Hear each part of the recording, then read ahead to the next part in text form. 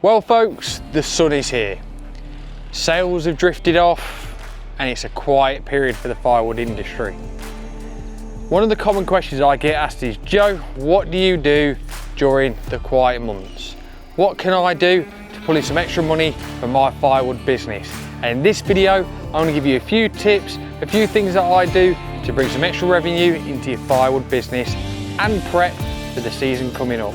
Let's get started.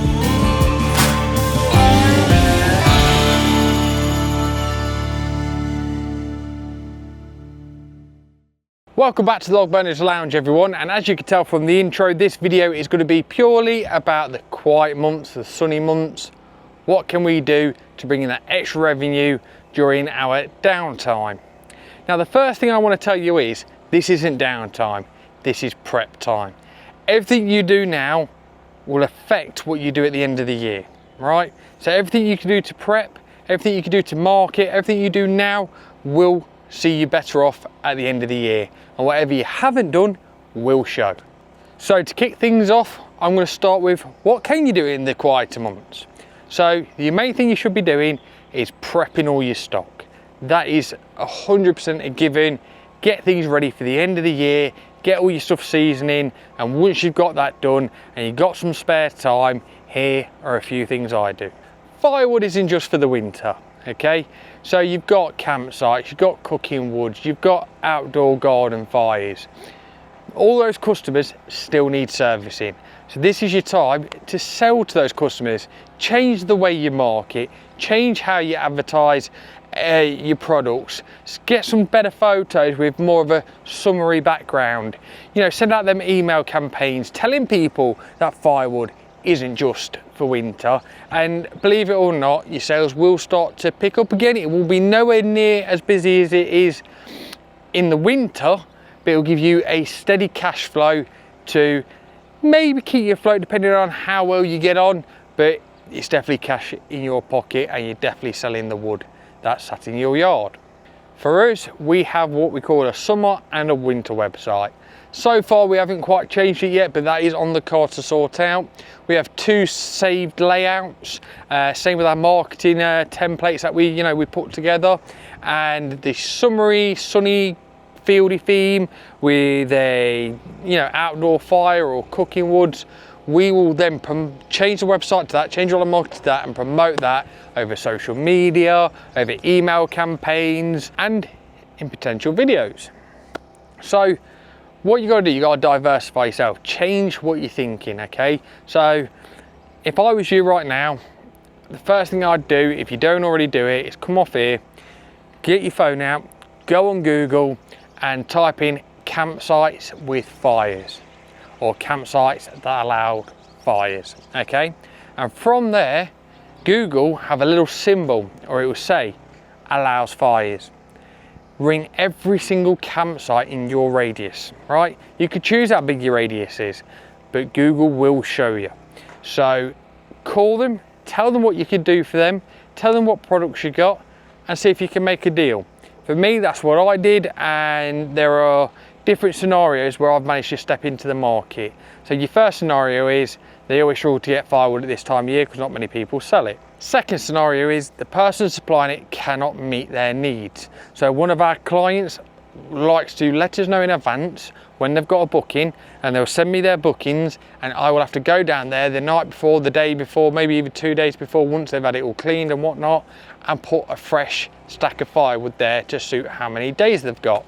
So if it's one evening, they'll have like a small net or something like that. If it's a couple of evenings, they'll have a couple of nets or a barrow bag, some kindling, and basically we've tailored a product range to suit them. So we know every time they've got a 1 day booking, 2 day booking, 3 day booking, maybe 4, we've already got a price point. What we do, we'll go and drop the stuff and then we'll invoice them. If you're lucky, they might pay you while you're there. Your next bit of research to do would be to search and find out who cooks with wood in your area, okay? What restaurants cook with your wood? What bars cook with your wood? Once you've got their details, then go out and try and sell to them. They may be willing to swap, they may not. You might be able to offer them a product that they need that they can't get hold of. Maybe Look around, do they need a charcoal? You could buy charcoal wholesale and sell it as part of a bundle of your business. There's so many avenues you can go by diversifying your product range. And the final bit of marketing that I'd say to do, similar to what I touched base on earlier, is send out email campaigns and social media posts. Find images, create images in your own garden of outdoor open fires, fire pits, stoves. Promote that idea to the head. A lot of your customers love the fires in the winter. It makes their day.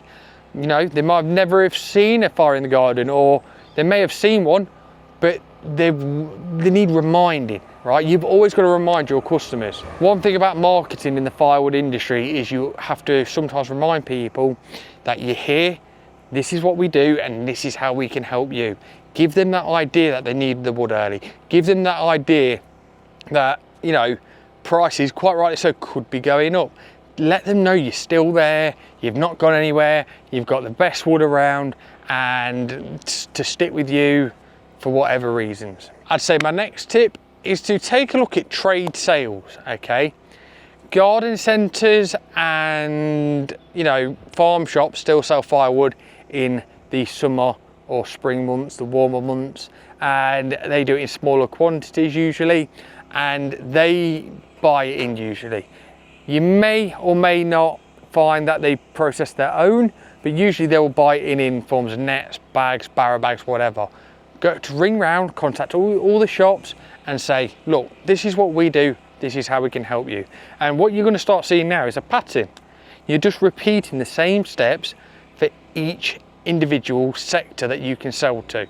So far you've got campsites and pub grounds and whatnot, and you've also got restaurants and, you know, bars that cook with it, and you've also got your retail shops. So the people who retail it back to the consumer, they're already doing a lot of the hard work for you. They're already getting that customer in.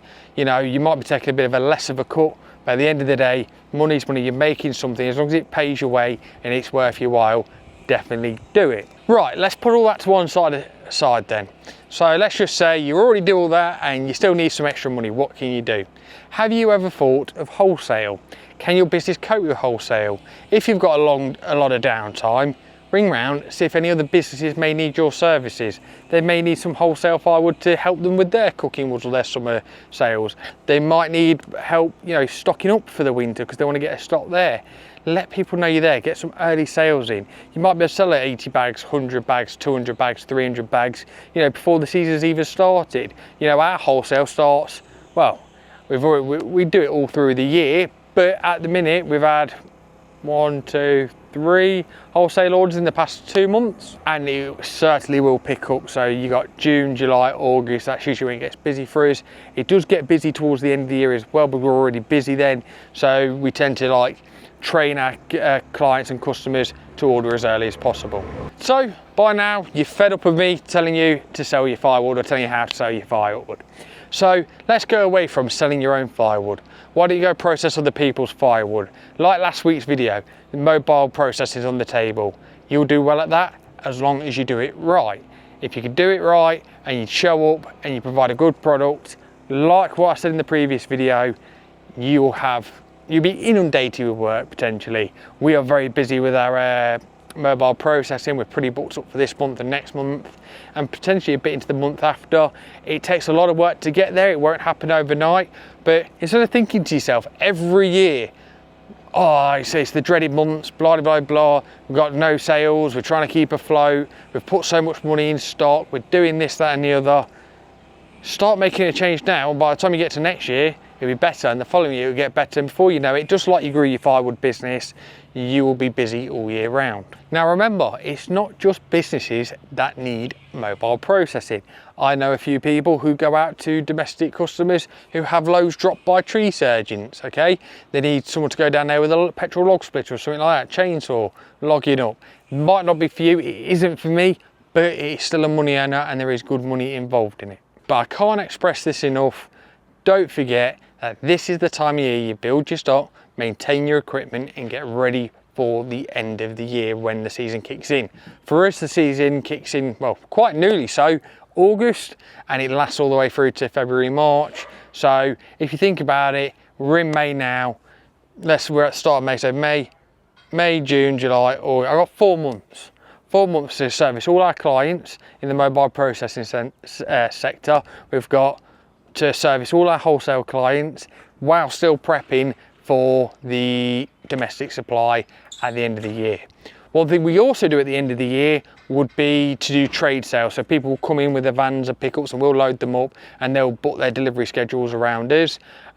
So usually they'll say, like, I need 30 bags a week every week, 20 bags a week every week, 10 bags a week every week. And it saves them having a yard, buying loading equipment, ordering big loads in. As long as I know who they are and they filled out a trade application. I know it sounds quite complicated, but it just stops anybody from just turning up getting trade prices. So we have basically, they fill out a form, roughly what they do in a year, and we try and service everyone as possible. We like to see their log company details, you know, if they're official or not. If they're the odd one-man band like builders and landscapers, we still try and help them out and we still do bits, but we prioritise genuine firewood suppliers. Another tip, something that works for us but may not work for you, we have early pre-orders. Okay, so let's just say we have a specialist wood like oak. We'll only order so much oak in a year. We'll always order more than we sold last year, just to see what the demand is.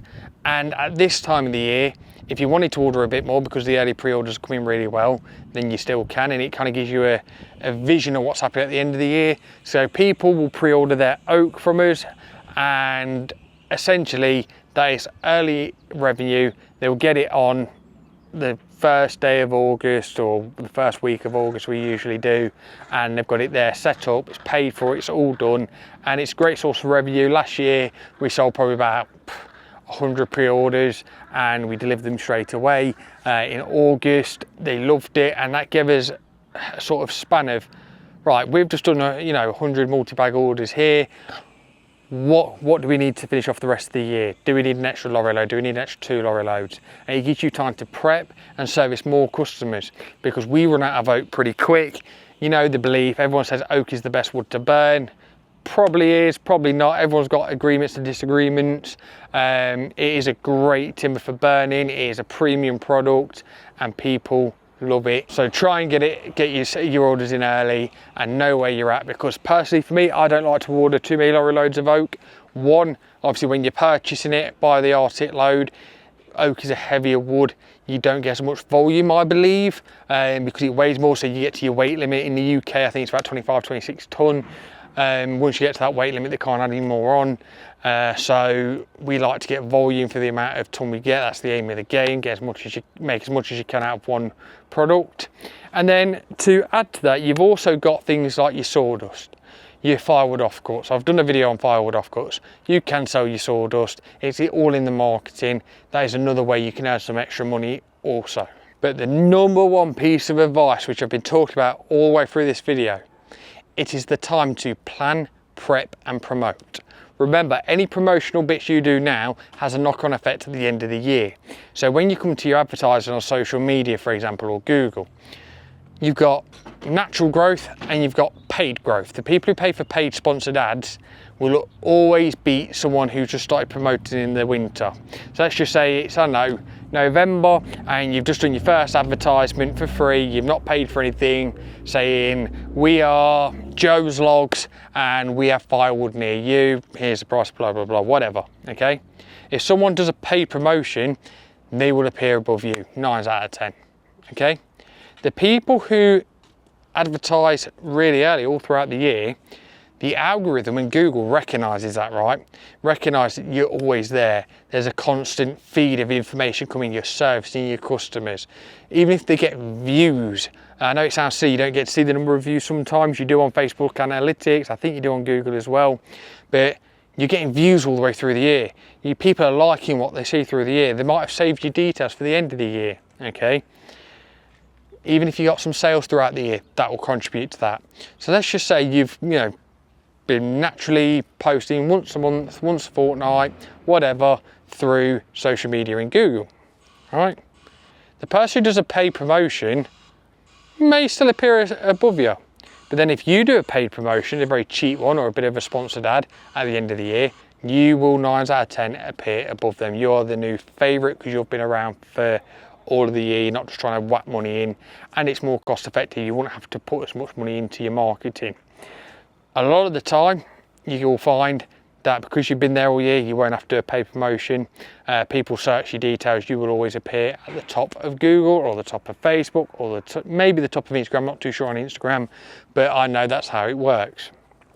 You need to be creating Facebook Reels, Instagram Reels, videos of your day-to-day life. Similar to what I do here. Even if you don't talk in it and you just video your firewood or your processor working away, all that stuff helps. Use some tags, use some catchy lines. You can try and use an AI generated thing.